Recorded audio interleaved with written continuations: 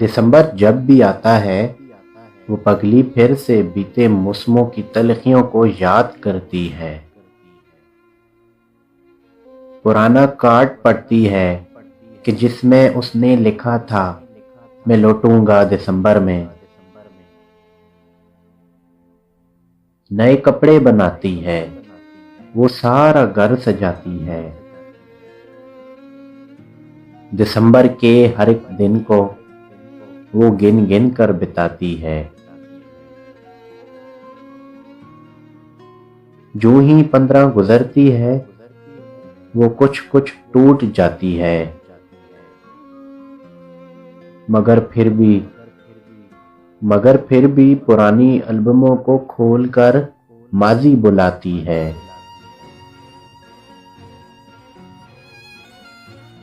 नहीं मालूम ये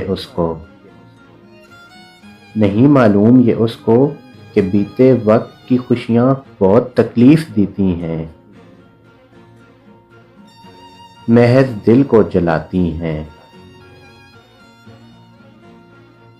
यूं ही दिन बीत जाते हैं, दिसंबर लौट जाता है,